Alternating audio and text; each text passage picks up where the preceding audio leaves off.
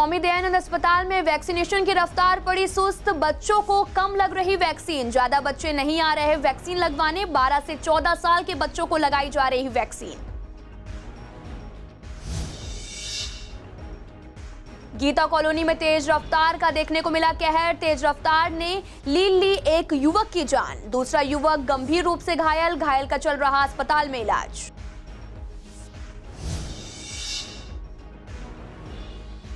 आनंद विहार में ढलाव घर से लोगों को मिली निजात, ढलाव घर को बंद कर बनवाई जा रही लाइब्रेरी।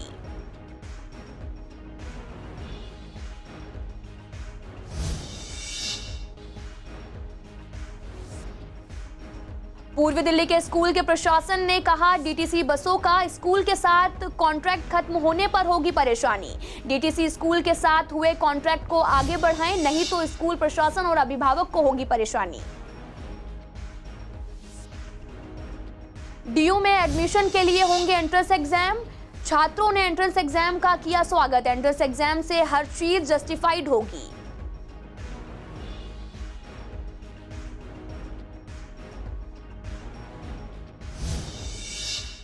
नमस्कार, मैं आपके साथ अंकिता पाल। आप सभी का पूर्वी दिल्ली खास में एक बार फिर से स्वागत है। रुक करते हैं खबरों की तरफ। स्वामी दयानंद अस्पताल में वैक्सीनेशन की रफ्तार सुस्त पड़ी है।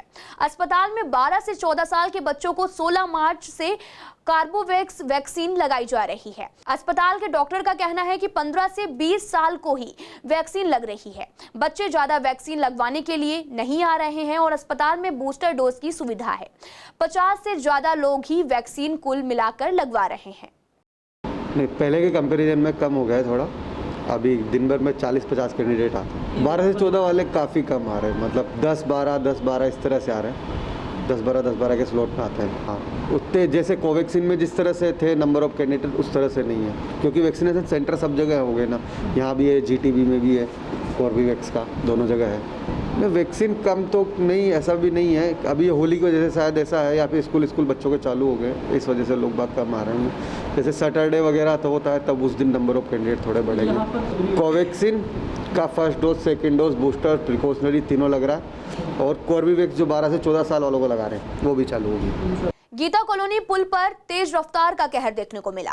दरअसल रात करीब 2 से 3 बजे के बीच 2 बाइक सवार शांतिवन से गीता कॉलोनी फ्लाईओवर की तरफ जा रहे थे। तेज रफ्तार होने के कारण बाइक डिसबैलेंस होकर डिवाइडर से टकरा गई, जिसमें एक बाइक सवार की मौके पर ही मौत हो गई। वहीं एक युवक गंभीर रूप से घायल हो गया। वहीं मौके पर पहुंची पीसीआर ने घायल को अस्पताल में भर्ती कराया। घायल का अस्पताल में इलाज चल रहा है। आनंद विहार वार्ड के 40 साल पुराने प्रिया एनक्लेव के ढलाव घर को बंद कर दिया गया है। वहीं प्रिया एनक्लेव के लोगों को ढलाव घर से निजात मिली है। दरअसल ढलाव घर होने की वजह से लोगों को काफी दिक्कतों का सामना करना पड़ता था, जो कि अब नहीं करना पड़ेगा। वहीं इस ढलाव घर को बंद करके यहां पर विश्व स्तरीय लाइब्रेरी बनाई जाएगी, जिसका शिलान्यास निगम पार्षद गुंजन गुप्ता ने की। लाइब्रेरी बनने से युवकों में गुणवत्तापूर्ण पठन को बढ़ावा भी मिलेगा, साथ ही छात्रों को आसानी से लाइब्रेरी से बुक भी मिल जाएगी। कि 7 ढलाव घर जो मुझे मेरे वार्ड में विरासत में मिले थे, आज उसमें से ये 5वां ढलाव घर है जो बंद होने जा रहा है, बंद हो गया है। पिछले 15-20 दिन से यहाँ पर कूड़ा नहीं डल रहा है। ये 5वां है, 2 और हैं। अब हमारे सांसद गौतम गंभीर जी ने इसके ऊपर मेरे वार्ड में नज़र डाली है। आप जानते हैं पहले 4 ढलाव घर पूर्वी दिल्ली के अंदर बंद हो चुके हैं, जहाँ पर जन रसोई चल रही है, 1 रुपए की थाली चल रही है। कितने लोग उससे बेनिफिट कर रहे हैं, कितने लोगों के स्वाभिमान को ध्यान में रखते हुए वो जन रसोई खाना प्रोवाइड कर रही है। लोगों को इज्जत के साथ पेट भरने का मौका, एक रीडिंग नॉलेज हब, एक पढ़ने की जगह, एक बैठने की जगह, जहाँ पर 20-30 लोग इकट्ठे बैठ करके बातचीत कर सके, कुछ प्रोडक्टिव बात कर सके, आपस में मिल सके, एक कॉमन जगह हो जो किसी का भी ओनस ना हो कि ये इस कॉलोनी की जगह है, ये इस सोसाइटी की जगह है। उस तरह से एक जगह डेवलप हो, तो वो आपके क्षेत्र में यहाँ पर इस प्रिया एनक्लेव 40 साल पुराने ढलाव घर पर वो इंटरनेशनल स्टैंडर्ड्स की लाइब्रेरी, नॉलेज हब बनने जा रहा है। कोरोना का ग्राफ काफी हद तक दिल्ली में कम हुआ है। जनजीवन समान पटरी पर भी आ गया है। अप्रैल से दिल्ली में ऑफलाइन क्लासेस हर स्कूल में शुरू होंगी, जिसको लेकर तैयारियां चल रही हैं। लेकिन स्कूल के बच्चों को ट्रांसपोर्ट की सुविधा से जूझना पड़ेगा, क्योंकि डीटीसी की बसें 70% स्कूलों में बच्चों को लेने और छोड़ने जाती हैं। उन्होंने पिछले साल सितंबर में अपना कॉन्ट्रैक्ट खत्म कर लिया है। डीटीसी का कहना है कि जिंदगी अब सामान्य होने लगी है, जिससे अब बसें भी समान रूप से चलेंगी। सवारियों के लिए ज्यादा बसों का सड़कों पर होना जरूरी है। इस पर स्कूल प्रशासन का कहना है कि बसें अपने स्कूल से हुए कॉन्ट्रैक्ट को आगे बढ़ाएं, तभी ठीक रहेगा, नहीं तो स्कूल प्रशासन और पेरेंट्स को भी काफी परेशानी होगी। नहीं, देखिए, जहाँ तक डीटीसी का सवाल है तो डीटीसी की सुविधाएं तो स्कूल के लिए बहुत ज़रूरी हैं और बहुत सुचारू रूप से हमारा स्कूल का कार्य चल रहा था। ड्यू टू पैंडेमिक वो हमें सुविधा नहीं दे पा रहे और उन्होंने कहा शायद हम नहीं दे पाएंगे, पर मैं ये कहना चाहूँगी कि डीटीसी की सुविधाएं सरकार के द्वारा स्कूलों के लिए अनिवार्य की जाए। सिर्फ बच्चों को ध्यान में रखें, स्थिति को ध्यान में रखें। स्कूल का इसमें बेनिफिट नहीं सरकार है, लेकिन सरकार और स्कूल दोनों बच्चों के लिए, पेरेंट्स के लिए बने हैं। उनको ध्यान में रखते हुए स्कूलों के लिए कंपलसरी किया जाए, जो सुविधाएं हैं वो बच्चों को दी जाए। क्योंकि खत्म करने की कोई वजह बताई डीटीसी ने? नहीं, कॉन्ट्रैक्ट कोई नहीं। अभी तो उनके पास हमारे शायद अमाउंट भी काफ़ी स्कूलों का रुका हुआ है। सच एज उन्होंने कुछ मना नहीं किया, लेकिन ये परिस्थितियाँ हैं, नहीं हो पा रही। तो इस पर अगर एक ऐसा ऑर्डर जारी कर दिया जाए डीटी केजरीवाल जी उनके उसके द्वारा कि भाई ये बच्चों को सुविधाएं दी जाए, तो शायद सभी का भला हो। सारे स्कूल सुचारू रूप से लगेंगे। परिस्थितियों से सभी जूझ रहे हैं। जब से कोरोना का पैंडेमिक आया है, तब से शिक्षा प्रणाली में काफी कुछ बदला है। स्कूल जाने वाले छात्रों ने घर से ही पढ़ाई की है और एग्जाम भी दिए हैं, जो कहीं ना कहीं बच्चों के लिए फायदेमंद भी रहे और साथ ही नुकसानदायक भी है।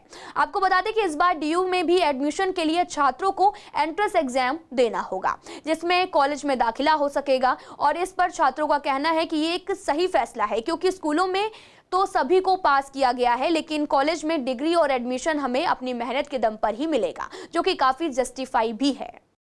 मेरे हिसाब से बिल्कुल ठीक है, क्योंकि ड्यू टू कोविड बहुत से बच्चे पढ़ाई छोड़ दी एक तरीके से उन्होंने। इससे क्या होगा, वो अपने बच्चे दोबारा से पढ़ाई करेंगे, उनका थोड़ा ब्रेन शार्प होगा। जो धूल मिट्टी जमी हुई है ब्रेन पे, तो अच्छे से एक बार वो पढ़ाई करके जब एंट्रेंस देंगे तब उन्हें पता लगेगा कि हाँ वो कितने पानी में। क्योंकि अभी तो सब पास हो गए, सब प्रमोट कर दिए गए हैं, उन्हें कॉन्सेप्ट ही नहीं पता कि कैसे हैंडल करना है ड्यू में एडमिशन लेने के लिए, क्योंकि वहाँ पे तो बड़े बड़े कॉन्सेप्ट हैं, छोटे तो है नहीं, यहाँ पे 12th के बेसिस पे तो है नहीं। तो इसीलिए आगे अगर पढ़ाई करनी है उन्हें तो फिर एंट्रेंस देना चाहिए। एक बैलेंस रखना चाहिए था ना, क्योंकि हम भी मेहनत करें 12th में एंड फिर इन मार्क्स की वैल्यू ही नहीं है कोई। 30% सिर्फ 30% इज़ लाइक कि कोई वो ही नहीं है। 70% तो फिर ऐसी हो जाएगा कि हम एंट्रेंस दिया, हम पास हो गए, फिर 30% के लिए मेहनत करने का कोई वो ही नहीं रहेगा, मोटिवेशन ही नहीं रहेगा। दिल्ली यूनिवर्सिटी में दिल्ली के स्टूडेंट्स को तो मौका मिलता ही नहीं था बिकॉज ऑफ सीबीएसई बोर्ड और बाकी के, क्योंकि सीबीएसई बोर्ड का जो रिजल्ट था वो मैक्स टू मैक्स 95 या 94 जाता था, और बाकी के जो इंडिया में अलग बोर्ड्स हैं स्टेट्स में, उनका रिजल्ट ज़्यादा जाता था। तो जो दिल्ली से बाहर के बच्चे थे उनको ज़्यादा सीट मिलती थी बल्कि दिल्ली के। तो अभी मुझे लगता है इसमें इक्वालिटी होगी, बच्चों को और चांसेस मिलेंगे 12th के रिजल्ट के बाद भी कि वो और मेहनत करो, अच्छा कॉलेज लें। दिल्ली दंगे की साजिश के मामले में जेएनयू छात्र शर्जील इमाम की जमानत अर्जी पर कलकदुमा कोर्ट ने मंगलवार को निर्णय टल गया है। अब 26 मार्च को जज अमिताभ रावत का कोर्ट निर्णय लेगा। आपको बता दें कि वहीं साजिश के ही मामले में गिरफ्तार सलीम खान की जमानत अर्जी को कोर्ट ने खारिज कर दिया है। इससे पहले भड़काऊ भाषण देने को लेकर राजद्रोह के मामले में भी शर्जील की जमानत अर्जी इस कोर्ट से खारिज की जा चुकी है। देखिए, इसमें आपको ये चीज़ समझनी पड़ेगी एक बार दर्शकों को कि जो शर्जील इमाम की गिरफ्तारी है वो उस इंसिडेंट से फरवरी 2020 से लगभग 15 से 20 दिन पहले हो चुकी थी। लेकिन पुलिस ने इन्वेस्टिगेशन के दौरान ये पाया है कि जो इनके भड़काऊ भाषण उस समय पर जेएनयू और देश के बाकी हिस्सों में, कुरैशी के प्रोटेस्ट में भी ये जब गए थे तो वहाँ पर भी इन्होंने इसी प्रकार का एक चक्का जाम करने के और पुलिस प्रशासन को किस प्रकार से हम दंडित कर सकते हैं, इस प्रकार का भड़काऊ भाषण दिया था। जिसके बाद हमें सबको पता ही है वो जामिया और जेएनयू के इलाके में किस प्रकार जो 20 से 25 पुलिस वाले थे वो घायल हुए थे। तो जो समय लिया जा रहा है वो इस समय पर वो केवल और केवल इनकी जो बेल एप्लीकेशन है, शर्जील इमाम को बेल देनी चाहिए या नहीं देनी चाहिए, ये केवल और केवल उस ऑर्डर पर समय लग रहा है जिसमें पुलिस जो है अभी भी इन्वेस्टिगेशन का समय मांग रही है। दिल्ली दंगों के आरोपी शर्जील इमाम, जिनकी 22 तारीख को बेल के ऊपर डिसीजन आना था वो अब 26 मार्च तक के लिए टल गया है। शर्जील इमाम 2020 में फरवरी के महीने में अरेस्ट हुए थे जब उन्होंने JNU में भड़काऊ भाषण दिया था। उसके बाद जब वो अरेस्ट हुए तो दंगों में भी उनकी पुलिस के इन्वेस्टिगेशन द्वारा इन्वॉल्वमेंट पाई गई थी। इससे पहले भी उनकी बेल एप्लीकेशन रिजेक्ट हो चुके। इसी कारण प्रोसिक्यूशन और पुलिस की इन्वेस्टिगेशन के कारण कि अगर उनको बेल मिलती है तो वो आगे एविडेंस पे हैम्पर कर सकते हैं। तो अब देखते हैं 26 मार्च को क्या फाइनल डिसीजन आता है। दिल्ली की नगर निगम को अब एक करने का फैसला लिया गया है। केंद्र सरकार ने इस फैसले पर मुहर लगा दी है और अब तीनों नगर निगम की जगह एक ही होगी और पूरी दिल्ली में एक ही महापौर होगा।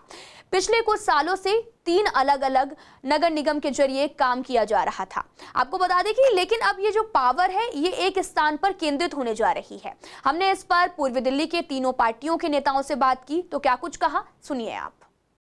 तीनों निगमों को एक करने का फैसला केंद्र सरकार का ऐतिहासिक फैसला है। इसके कारण से दिल्ली की तीनों निगमें केजरीवाल के चंगुल से आजाद होंगी। फिर से सभी कर्मचारियों को समय पर तनख्वाह मिल पाएगी, सभी की पदोन्नति हो पाएगी। दिल्ली के सभी विकास कार्य, प्राथमिक चिकित्सा, प्राथमिक शिक्षा और सड़कों का निर्माण, नालियों का निर्माण निर्बाध रूप से फिर से हो सकेगा।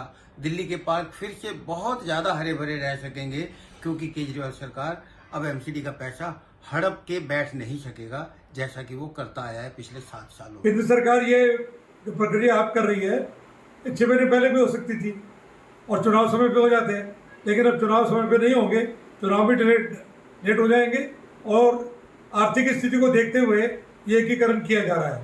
तो कोई बात नहीं, लेकिन मेरा मतलब कहने का ये है कि आर्थिक स्थिति खराब हुई है केजरीवाल जो मुख्यमंत्री दिल्ली के उनकी वजह से। शीला जी ने जब इनको 3 नगर निगम बनाई थी कभी भी आज तक आर्थिक स्थिति खराब नहीं हुई और जब से केजरीवाल सरकार दिल्ली में आई है तभी से तीनों निगम की आर्थिक स्थिति खराब हुई है। मेरा अब केंद्र सरकार से यही कहना है कि इसी पार्लियामेंट के सेशन में बिल लाएं, उसको पास करें, राज्यसभा से पास कराएं और तुरंत निगम के चुनाव कराएं और कम से कम 272 वार्ड, जो 272 कॉर्पोरेशन के वार्ड हैं उतने ही रखे जाएं, उससे कम ना किया जाए। बीजेपी की सोच कुछ दूसरी है। उनकी सोच ये है कि 2025 का जो चुनाव है उस चुनाव के ऊपर दिल्ली के ऊपर कब्जा करना। जो ये किया गया है ना, ये दिल्ली की विधानसभा पे कब्जा करने के लिए किया गया है कि हम एमसीडी में अच्छा काम करके दिल्ली की विधानसभा जीतेंगे। लेकिन जो एक विरोधाभास है, 2012 में एमसीडी के 300 में शीला दीक्षित जी करके चली गई थी और उसमें उसके बाद जो हालत है इस वक्त, एमसीडी को 52,000 करोड़ का एमसीडी का खर्चा है, तीनों का मिला के 32,000 करोड़ की इनके पैसे इकट्ठे होते हैं। 20,000 करोड़ रुपए इनके पास सदा कम रहता है। केंद्र सरकार को तीनों को एक तो करें, लेकिन पहले वो 20,000 करोड़ रुपए कहां से लाएंगे इसका जवाब भी तो दें। कहते हैं भागवत को जो सुनता है उसका भव्य सागर से बेड़ा पार हो जाता है। इस तरह के आयोजन से समाज में एक नई ऊर्जा का प्रवाहन होता है। शहादरा की ज्वाला नगर में श्री भगवत कथा का आयोजन हुआ, जिसको लेकर आज कलश यात्रा भी निकाली गई। आपको बता दें कि जिसमें क्षेत्र के तमाम लोगों ने हिस्सा भी लिया और साथ ही प्रभु के भजनों का पर खूब झूमे भी। और ये भागवत कथा 23 मार्च से लेकर 30 मार्च तक चलेगी। लोगों में काफी उत्साह भी देखने को मिला। महिलाएं कलश लेकर काफी दूर तक यात्रा में शामिल हुई। आज ये कलश यात्रा जो है श्रीमद् भागवत जी की है और कहा गया है श्रीमद् भागवतान मुक्ति ही सप्ताहम वाचनम करो। जिस क्षेत्र में श्रीमद् भागवत कथा होती है वहाँ सुख शांति होती है और स्वयं भगवान कृष्ण का निवास हो जाता है। उस क्षेत्र के लोगों की मनोकामना पूर्ण होती है। इसीलिए ये भागवत जी की यात्रा निकाली जाती है ताकि पूरे क्षेत्र में भागवत जी को और ठाकुर जी को घुमाया जाए और क्षेत्र के लोगों के ऊपर ठाकुर जी की नज़र पड़े। ये जो है क्या कहते हैं यहाँ नगर के लिए ये हमेशा हर वर्ष करते हैं और बड़ा इनके यहाँ देखिए कलश यात्रा 501 की कलश यात्रा बढ़ चढ़ के लोग यहाँ के सभी क्षेत्र के वासी सब लोग सहयोग रहता है। अच्छा लग रहा है, खूब बढ़िया लग रहा है। हाँ, सब लोग शामिल हैं। बहुत उत्साहित है, बहुत सालों बाद हुआ है, 5-6 साल हो गए हैं। पहले हमने भी पहले करा था, अब दोबारा हुआ है ये 5 साल कोरोना के बाद, अब पहली बार हो रहा है। बहुत अच्छा, बहुत खुशी है। कितना एक्साइटमेंट होता है महिलाओं के बीच में? बढ़िया लगता है बहुत। फिलहाल इस बुलेटिन में इतना ही। तमाम खबरों के लिए आप देखते रहिए CCN लाइव।